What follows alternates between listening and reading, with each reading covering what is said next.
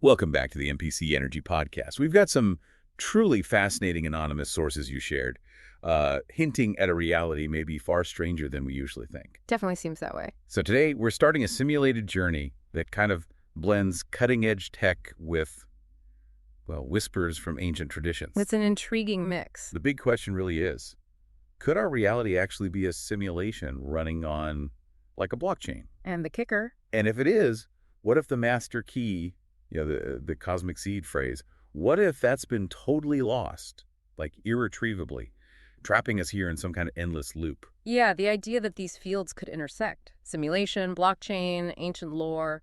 It's quite something. Your sources point to this reality maybe governed by unchangeable code, but also hinting at hidden knowledge in old stories. Exactly. And to add another layer to this whole simulated journey, what if clues to this lost key and maybe our simulated situation, what if they're actually embedded in the mythology and symbols of the Freemasons? Ah, the Masons. Always fascinating. We're going to look into the legend of Hiram Abiff and explore what those Masonic symbols might really mean. So the mission today. Our mission, is to unpack this pretty wild theory, look at the connections between simulation ideas, blockchain tech, Masonic stuff, and, well, see if it shines any light on those weird glitches in the matrix maybe you've experienced yourself. It's definitely a bold undertaking, but like your sources suggest, this idea that reality isn't quite what it seems.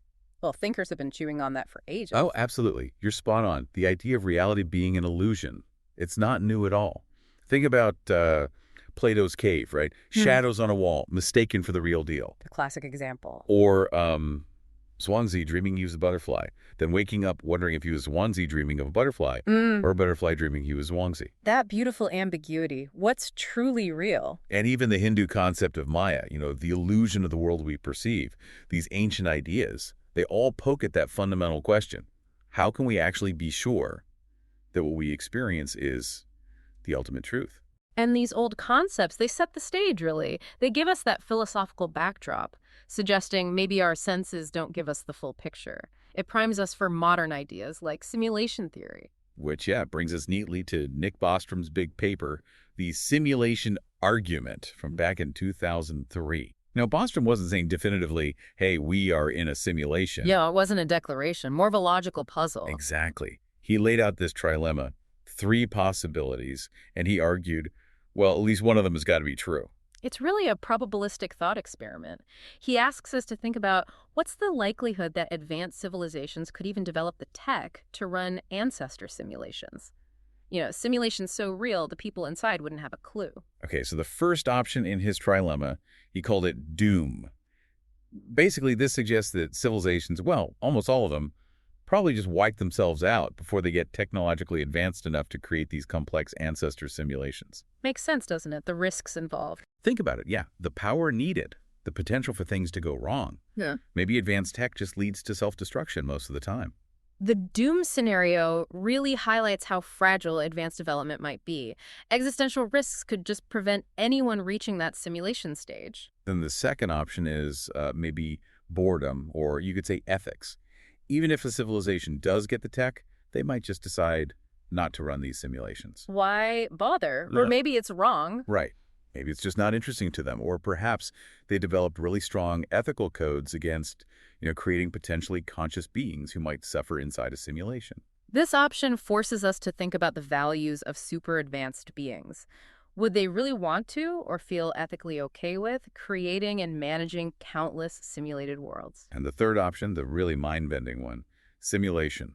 Bostrom argues, look, if options 1 and 2 are false, if civilizations do get the tech and they do choose to run simulations, then the number of simulated realities would just explode. It would become astronomically larger than the one single base reality. It's a numbers game at that point. Yeah, think about it. One original world could potentially create billions, trillions of simulated worlds. So statistically, if you just pick a conscious being at random, like you or me, the odds become overwhelmingly high that you're actually living in one of the simulations, not the original base reality. The core of his argument is that statistical inference. If the conditions are right, simulated realities would just vastly outnumber the base ones. And his key point relies on this idea that consciousness might not need a biological brain. If consciousness can pop up in any sufficiently complex system silicon, whatever comes next, then these simulations could host beings whose experiences are totally indistinguishable from ours. Substrate independence, yeah. That's critical. If consciousness is computational, simulations could feel just as real as base reality. So it's not just philosophy, it's a probability argument based on where tech could go. And here's a really unsettling thought that comes out of it. Unless we're already in a simulation right now, Bostrom's logic suggests it's pretty unlikely our own descendants will ever run ancestor simulations. Puts things in perspective, doesn't it? Yeah, makes you think. Some people even joke, maybe we should all try to live more interesting lives so the simulators don't get bored and just delete us. Yeah. A bit dark, but I see the point. Okay, so that's a whirlwind tour of simulation theory. Now, let's pivot to something that seems totally different, but might just hold a crucial piece of this puzzle: blockchain technology. Right, let's set aside the crypto hype for a second and look at the tech itself. Exactly. At its core, a blockchain is basically a distributed and immutable ledger. Those two properties, distributed and immutable, are really what make it interesting for this simulation idea. Think of a ledger like, a digital record book.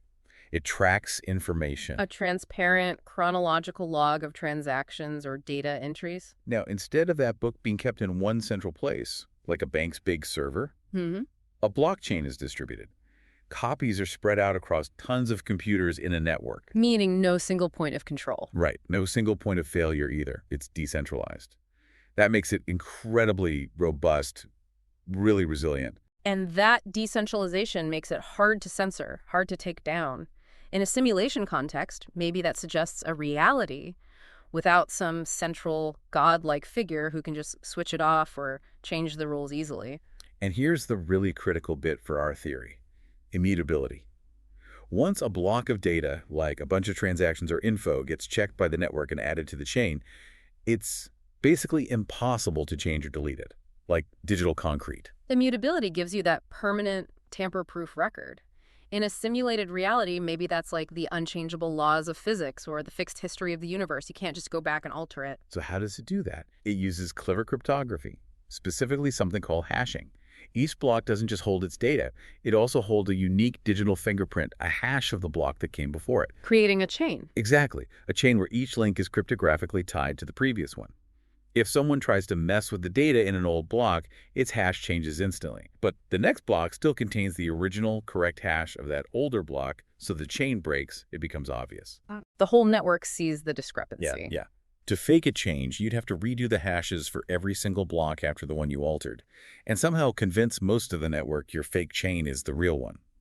On a big blockchain, that's practically impossible.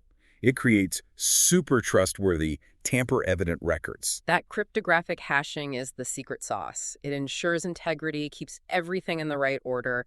Any tampering is immediately flagged across the whole distributed system. Okay, so how do you actually use a blockchain? Like, access your crypto or whatever. It's not like a username and password you can just reset. Use cryptographic keys. Two types, usually. Right. There's a public key that's like your address, something you can share. And then there's a private key, which is secret. That's your proof of ownership. It lets you authorize transactions. Lose that private key, you're usually in big trouble. They're fundamental.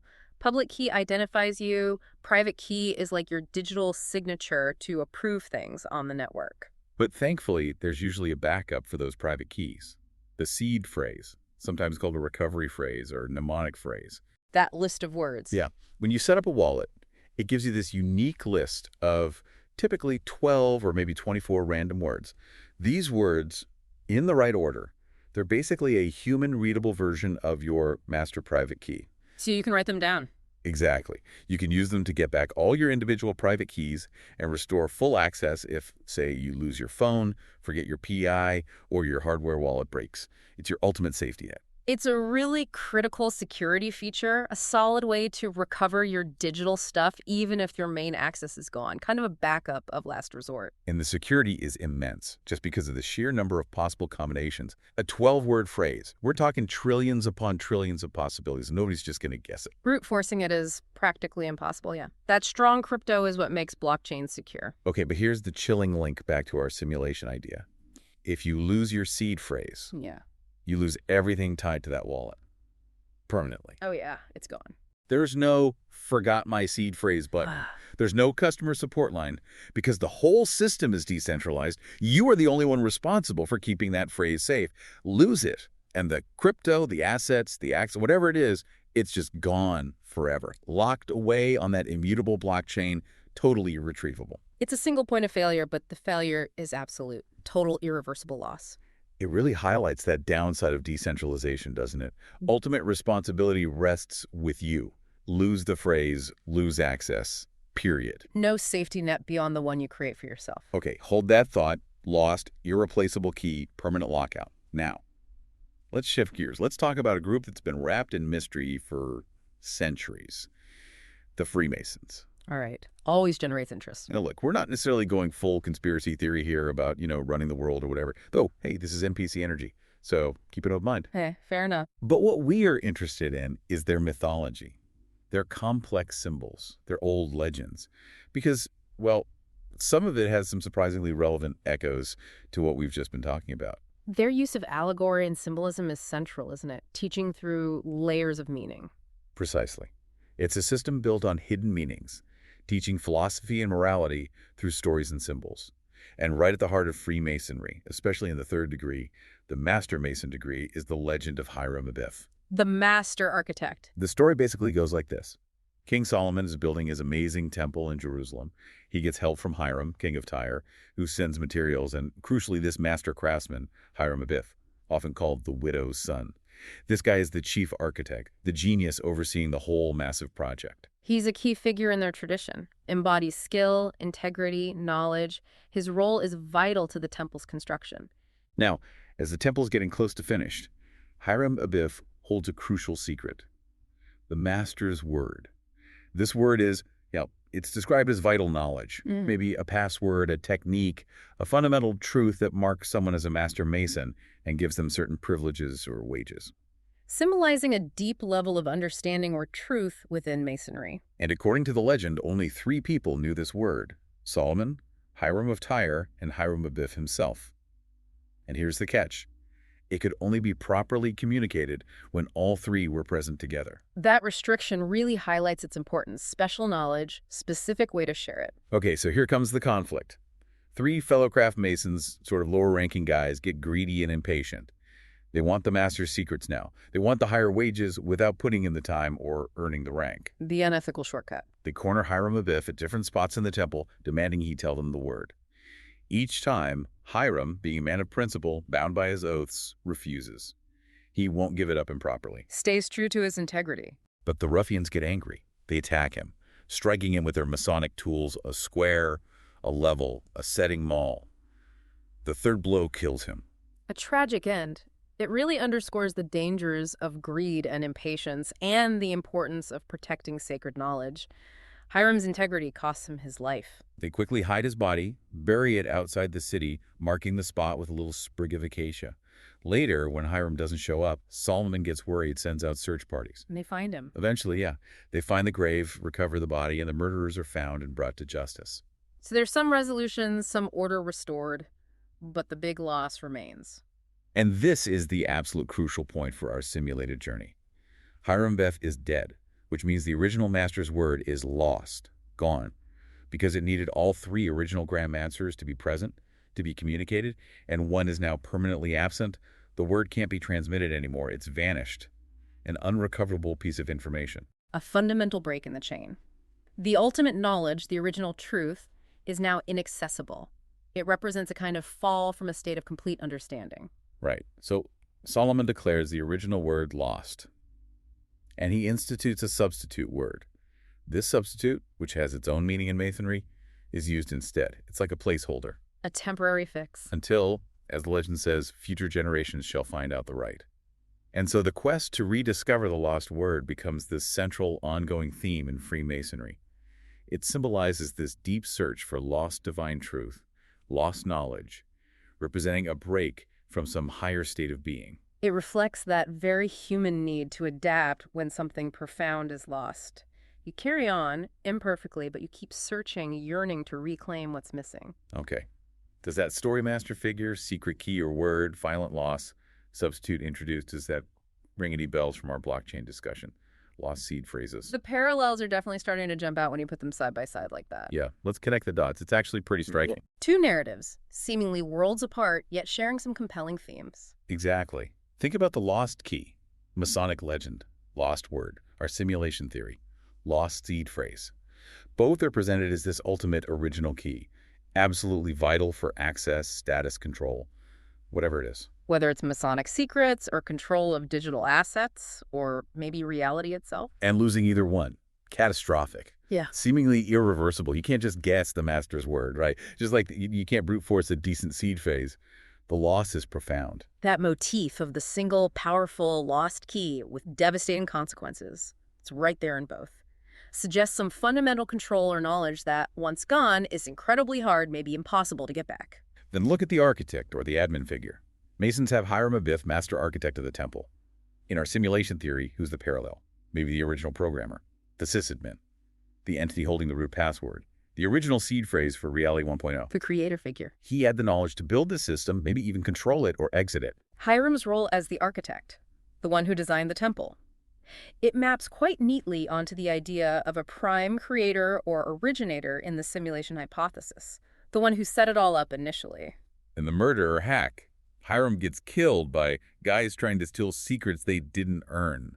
Doesn't that sound a lot like hackers trying to break into a system, trying to force access, steal private keys? Driven by greed or malice. And their actions lead to this devastating loss for everyone involved. Yeah, that act of betrayal, the violence leading to the key's loss, it resonates with the idea of system vulnerability, whether it's a physical building or a digital network.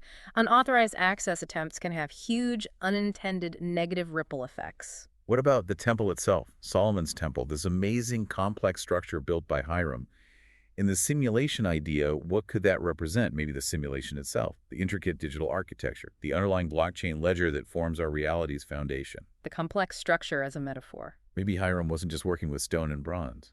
Maybe he was, in some sense, coding the foundations of our existence. The temple, being this complex, symbolic construction in Masonry, really works as a powerful metaphor for the potentially constructed, intricate nature of the reality we perceive. Okay, now, when the original master's word is lost, Solomon creates a substitute word. In tech terms, what's that like? A software patch, maybe? A workaround put in place after a massive system crash or data loss? Something to keep things running, but not the original design. It lets the system function, sort of, but it's flawed. It's not the original perfect version. Could it be? Could our reality, with all its weirdness, its glitches, its imperfections, could it be running on this substitute word, this patched version of Simulation 1.0? The idea of a substitute definitely suggests an imperfect reality, one operating with limitations or flaws because the original key is missing. That could potentially explain some of the anomalies we perceive. And finally, the quest. Masons are always symbolically searching for the lost word, seeking ultimate truth. In our simulation context, could that be like our own subconscious search for the lost seed phrase? An ongoing attempt to figure out the system, to debug reality, maybe even find a way out of the loop. That enduring Masonic quest really mirrors humanity's deep drive to understand reality, doesn't it? Our place in it, that desire for complete knowledge. It's such a fascinating echo across centuries, isn't it? A story of lost access, bad actors causing a system compromise, and this long search for restoration. Could the Masonic legend be like an allegory or maybe even a fragmented memory of some huge technological screw-up that underlies our simulated reality? It's a compelling frame to consider. Now let's zoom in on another really key bit of Masonic symbolism for this simulated journey. Those two big pillars, Boaz and Jachin, that stood at the entrance to Solomon's temple. Ah, yes, very prominent symbols. They weren't just decoration, they're loaded with meaning. And maybe, just maybe, they're relevant to our blockchain simulation theory. They represent core principles in Freemasonry, acting as a symbolic gateway. According to the tradition, Hiram Abiff himself cast these huge bronze pillars. Jachin was on the right, the south side. Boaz was on the left, the north. Their names come from Hebrew. Jachin basically means he shall establish or it will establish. Okay, establishment, foundation. And Boaz means in it is strength or just strength. Put them together, you get something like he will establish in strength. Establishment and strength sounds foundational, almost like core system parameters. Exactly. Doesn't it sound like fundamental concepts, like variables in a system? Symbolically, these pillars, they represent a gateway, a threshold. A point of entry. And twin pillars guarding sacred places. That's an ancient idea. You see it everywhere. Like the mythical pillars of Hercules, marking the edge of the known world. Passing between pillars often means entering a new state, a realm of knowledge, maybe initiation. So could Boaz and Jachin be, what, the symbolic login screen for our simulation, the access portal we need to figure out? Maybe. That gateway symbolism is powerful. Suggests crossing a boundary, moving between levels of understanding. In a simulation, yeah, maybe they represent an access point or some kind of control interface. And they also represent duality, don't they? They do. Often seen as representing balance, light, dark, masculine, feminine, mercy, severity in some traditions, active, passive forces, even sun and moon. Which immediately makes you think. Binary code, Yeah. right. The basic zeros and ones of digital reality. Could Boaz and Jachin symbolize the core opposing forces, the fundamental variables in the simulation's code, strength, Boaz, and establishment, Jachin? Maybe one relates to system power, integrity, processing. The other to the foundational code, the architecture. That duality certainly maps well onto the binary nature of digital systems, and the balance they represent could reflect the equilibrium needed for a complex simulation to even work. And get this, some interpretations actually suggest the pillars were hollow, that they were used to store archives, important records. Interesting, like data storage. Could they have held the simulation's logs, backup files? Or, here's a wild thought, could they have been where the original seed phrase, the master's word, was kept before Hiram got killed? The idea of them being repositories adds another layer. Could they hold crucial information? Maybe even the key to interacting with the simulation in a new way. And let's loop back to that idea from your anonymous sources, the possibility that BOAZ itself might be a new word of power, a key to use now that the original master's word, the seed phrase, is lost. If the front door is locked forever, maybe there's a side entrance. Right. If the original access method is gone, maybe getting in now means interacting with these fundamental parameters, the pillars. Could Boaz strength be a command, an access keyword, a deliberate backdoor? If Jachin means he will establish, could using Boaz, representing strength, be the command needed to force establishment, to override the loop, access some hidden control panel? It's definitely speculative. Oh, totally speculative. But within the NPC ENERGY podcast framework, these are exactly the kind of mind-bending connections we love to explore. So, if we were living in a blockchain simulation and the master key is lost, well, the system might not be running perfectly smooth, right? Logically, yeah. Yeah. You'd expect errors, inconsistencies, glitches. It might be prone to errors, stuck in loops, showing us what we call glitches in the matrix. If reality is a simulation operating without its master admin key, we might expect to see these anomalies as the system struggles without full control. The classic example, of course, in the movie The Matrix is déjà vu. That really weird feeling you've lived this exact moment before. The black cat walking past twice. Exactly. In the movie, it meant they changed something in the Matrix code. In our theory, could déjà vu be the simulation, just hiccuping? A subroutine repeating by mistake. A little sign that the endless loop we might be in is showing its seams. Like a rendering error. Or maybe the system accidentally loads a memory file just before the event actually happens in our reality, giving us that bizarre flash of knowing what's next. It could be seen as a kind of temporal anomaly, yeah. Suggests the simulation's handling of time isn't always perfect, maybe because of those underlying problems from the lost key. And it's not just déjà vu. People report all sorts of weird stuff online, especially on places like the Glitch in the Matrix subreddit. Think about these. Okay. NPC behavior. It's practically our podcast name. People acting like they're on very limited, repetitive scripts. You know, the barista saying the exact same thing, same tone, every single day. Seen that. Or a coworker glitching mid-sentence, repeating a word, people walking right into you when there's plenty of space, like their pathfinding AI just failed for a second. Could these be the background characters? Limited processing power. From a simulation view, yeah, repetitive actions or navigation fails could point to NPCs with limited AI or very predictable programmed routines. Repeating events or objects. Seeing the same unique car twice on the highway. Impossibly fast. Noticing the same person walk past your window 3 times when it makes no sense. Is the simulation just reusing assets to save resources? Could be. Limitations in rendering or maybe just efficient reuse of existing digital objects. Disappearing and reappearing objects, your keys vanishing from where you know you put them, then showing up later right there in plain sight. The worst. Phones falling into impossible gaps under floorboards. The mystery of the missing sock that turns up months later somewhere completely random. Glitches in the physics engine, objects getting de-rendered and then put back wrong. Could point to errors in the simulation's object permanence rules or, yeah, glitches in its physics calculations. Impossible. Coincidences and doppelgangers. Meeting a total stranger you feel this intense connection with. Bumping into someone who looks exactly like you, and they freak out too. Finding someone with your super rare name in another country who somehow knows your distant relatives. Eerie stuff. Maybe the character generation algorithms are getting sloppy. Data streams crossing. Encounters like that, doppelgangers, extreme coincidences. They could represent anomalies in how the simulation creates characters or background stories. And time skips or lags. Losing an hour with no explanation. Hearing a crash just before something actually falls. Getting somewhere way too fast after taking a wrong turn. Is that server lag? Reality's frame rate dropping. Temporal glitches like lost time or sounds out of sync. Yeah, could suggest the simulation isn't handling the time dimension smoothly. Now look, scientists have explanations for a lot of this memory errors, brain quirks, confirmation bias. And maybe they're right. Those explanations exist, certainly. Maybe these are exactly the error messages, the digital hiccups, the signs that our simulated reality is running weirdly because the original admin lost the master keys. The alternative interpretation. Okay, let's try and pull this all together. Here. The grand unified theory of the glitch. Highly speculative, of course. Let's construct the model based on everything we've discussed.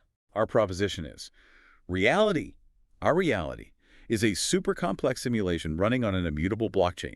The original architect, let's call him Hiram Abiff, held the master key. The seed phrase, the master's word, gave total control, maybe resetability, upgrades, even an exit. Okay, so a sophisticated tech base, critical access tied to one key. But then, the ruffians showed up.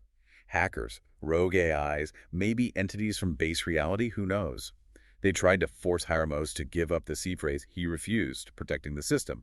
But they killed him or took him offline. Malicious action leading to loss. And in the chaos, or maybe as a direct result, the seed phrase was lost, gone, permanently locked away on the immutable ledger, unrecoverable. And that loss is critical and crucially irreversible because of the blockchain's nature. So without that master key, the simulation couldn't proceed as planned. Maybe it was meant to cycle, reset, but the command needed the lost phrase, so it got stuck, trapped in an endless loop, like a corrupted file playing the same broken bit over and over.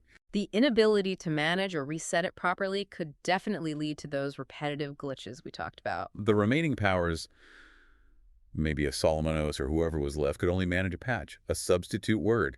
It let the simulation keep running, but compromised, flawed, buggy, generating the glitches, the NPC behavior, the déjà vu, all signs of a system running on a workaround, looping because the master controls are gone. The patch represents that compromised state. It works, but not perfectly, because the original key is missing. And finally, that Masonic quest for the lost word.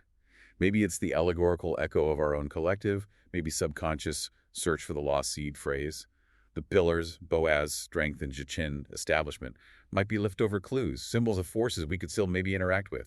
Maybe BOAZ is part of some new command, a way to use the system's strength to establish a new reality, break the loop. The symbolism in Masonry could, through this lens, be seen as echoes or remnants of the simulation's underlying structure and its lost controls. So in this model, we're potentially prisoners of the blockchain, like someone who lost their crypto keys, locked out, trapped in a simulation running endlessly because the devs lost the master controls. We're the NPCs in a game whose source code is lost. We are all experiencing NPC energy because the main quest broke when Hiram Abiff got deleted. Wow. Whoa. Yeah. Take a breath on that one. Makes you look around a bit differently, doesn't it? Questioning your keyboard right now. It definitely forces a reevaluation of, well, everything. Okay, that wraps up our simulated journey for today. Masonic myths, blockchain, a reality maybe running on a lost key. Lost words, lost seed phrases, a murdered architect, cryptic pillars, a reality possibly stuck on repeat. It's a wild ride. It's a wild, speculative, maybe even totally outlandish theory. But doesn't it make you think twice about that weird coincidence you had yesterday? Whether it's literally true or not, the idea of a lost key to reality certainly makes you ask some deep questions about existence, control, and what we think we know. So the big question for you listening, what do you think? Are we just lines of code? Is Hiram Abiff's ghost rattling around in the blockchain somewhere? Is BOAZ the cheat code we've all been missing? And more practically. And, yeah, most importantly, what glitches have you experienced? Seen someone stuck on repeat, found an object where it just could not have been, had a déjà vu so strong the universe seemed to stutter. Those personal moments that don't quite add up, Yeah. they become really interesting when you look at them through this kind of theoretical frame. We genuinely want to hear your stories. Hit us up on our socials. Use the hashtags #NPC ENERGY and #LostSeedPhrase. Share your glitches.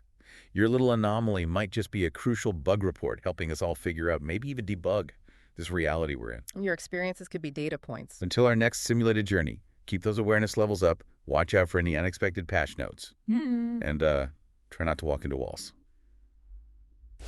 This has been the NPC Energy Podcast.